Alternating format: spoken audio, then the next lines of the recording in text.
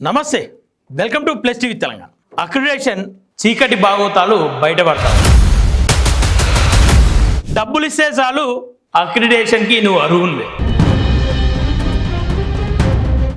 దీంట్లో ఉన్నటువంటి లాభ నష్టాలు కావచ్చు, దానికి కావాల్సిన ప్రాసెస్ కావచ్చు, ఏది కూడా నీకు అక్కర్లేదు.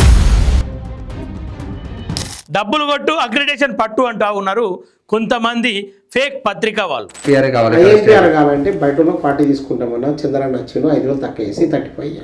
మరి వాళ్ళకు అనుమతులు ఇచ్చినటువంటి ప్రభుత్వం ఏ అంచనాల మీద, ఏ ఆలోచనల మీద, ఏ అనుమతుల మీద ఇచ్చిందో ఒక క్లారిటీకి రావాలి. ఇది ప్రజాజ్యోతి అని చెప్పేసి పేరు పెట్టుకుంది, కానీ చీకటి జ్యోతిగా మారిపోతూ ఉంది, పైసల కాసుల జ్యోతిగా మారిపోతూ ఉంది.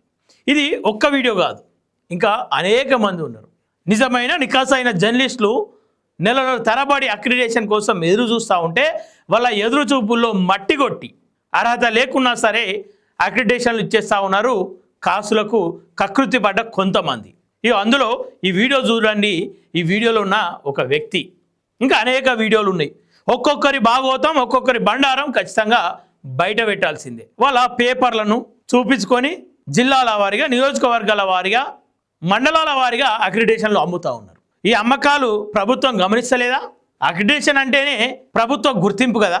మరి ఆ ప్రభుత్వం గుర్తించే సమయంలో ఎట్లాంటి వాళ్ళకు అక్రిడేషన్ ఇస్తూ ఉంది, ఎట్లాంటి వాళ్ళను గుర్తిస్తూ ఉంది, ఎట్లాంటి పత్రికల నుండి అసలు నిజమైన నికాసైన జర్నలిస్టులకు అందుతుందా లేదా, లేదంటే నామమాత్రాన్నే కాసులకు ఆశపడి అమ్ముకుంటున్న వాళ్ళకు, కొనుక్కుంటున్న వాళ్ళకు అందుతుందా అనే ఒక నిజ నిర్ధారణ విషయంలో విఫలమైంది అనుకోవచ్చా? చూద్దాం. ఈ వీడియోను ఖచ్చితంగా ఎవరైతే దొంగలు ఉన్నారో వాళ్ళకు పంపుదాం, ఎవరైతే నిజంగా అమ్ముకుంటా ఉన్నారో వాళ్ళందరికీ కూడా చూసి కొనుక్కునే వాళ్ళకు భయం పుట్టాలి, అమ్మే వాళ్ళకు వణుకు పుట్టాలి. ఇది కేవలం ఒక వీడియోతో ఒడిచిపోయేది కాదు.